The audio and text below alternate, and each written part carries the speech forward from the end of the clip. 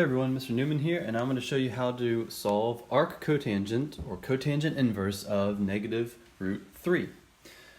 This is similar to solving cotangent of x equals negative root 3, except there's one big difference about these. This top one just has one answer because the inverse cotangent function is well defined. That means it only has one output. Okay? The cotangent of x has an infinite number of solutions.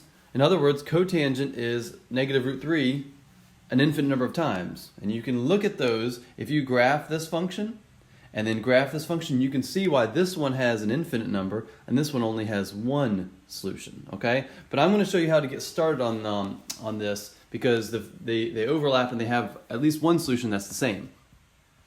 One of the problems with cotangent is that it doesn't show up on the unit circle. We know that x is cosine and y is sine, but tangent and cotangent don't show up there, so we have to do a bit of digging to figure out what it's equal to. I know that cotangent is cosine over sine, so another way to write this problem is cosine of x over sine of x equals negative root 3.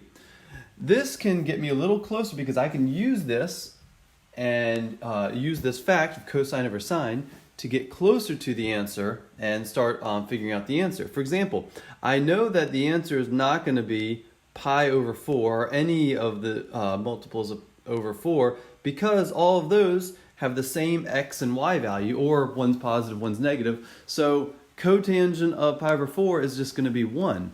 Likewise, cotangent of 3 pi over 4 is just going to be negative 1. And same with 5 pi over 4 and 7 pi over 4. So it's not going to be those. So I can cross that out.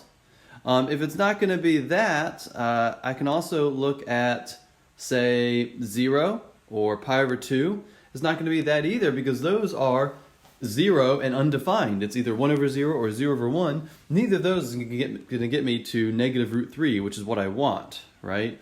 So I can cross those out as well. In fact, I can cross out all those. So all that's left is something that's pi over 6 or something that is pi over 3. Now let's think a little bit more. If this number is negative, that means that they can't both be positive, right? And they also can't both be negative. So I can also cross out these guys. I'm going to cross them out with a different color because just because they're, cross them out with a different color for now. I'll show you why in a little bit. And so it's really down to one of 4 options. And I'll tell you, if you graph it, the domain of arccotangent is actually 0 to pi. Okay, 0 is less than x, which is less than pi. That means if you are doing a cotangent inverse function, that answer has to be somewhere up here, so we're really down to just 2 options. At this point, I can simply do just take cotangent of those 2 numbers and see which one is equal to negative root 3. And so that, in that sense, it's kind of like guess and check, but it's a one where I can narrow the answer down to a manageable amount. So let's do that. So I'm just going to pick the first one, cotangent of 2 pi over 3. That's right here. Okay. Since I know my unit circle, I can just say, hey, that's the same as, Oops, do you see that? I had sine and cosine switched. Well, okay. So cosine over sine. There we go. And so what is cosine of 2 pi over 3? Well, that's the x value. That's negative 1/2. Sine is the y value, root 3 over 2. Dividing by a fraction is the same as multiplying by the reciprocal. And divide out the 2's, you get negative 1 over root 3. Hopefully you know that's not negative root 3. But if you rationalize the denominator, you can do that. And you get negative root 3 over 3. So it's definitely not the right answer. So we can cross that one out. So we know the right answer is 5 pi over 6. But it's always good just to check your work by plugging in and making sure that we pick the right one. So what is cotangent of 5 pi over 6? Well, cosine over sine again, we get root 3 over 2 over negative 1/2. So that's going to be a negative number. Root 3 over 2, you multiply by the reciprocal, divide out the 2's, and you get negative root 3. So that means x must be 5 pi over 6. That's the solution to the first equation up there. Okay? Actually, I do not even need the domain restriction because that is implied. If I give you x equals arccotangent of negative root 3, you should get 5 pi over 6.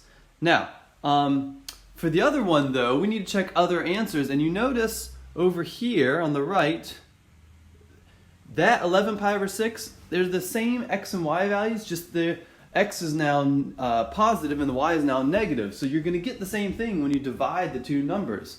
So that means that that's another solution, 11 pi over 6. And if you notice, every time you go up or down by pi, add or subtract pi, you can get a coterminal angle. So plus pi n represents all the possible solutions. So 5 pi over 6, 11 pi over 6, 17 pi over 6, 23 pi over 6, and they just keep going up and then down as well. So negative pi over 6 and so on. Those are all correct solutions. So, yeah, I hope this video helped, and please, thank you for watching.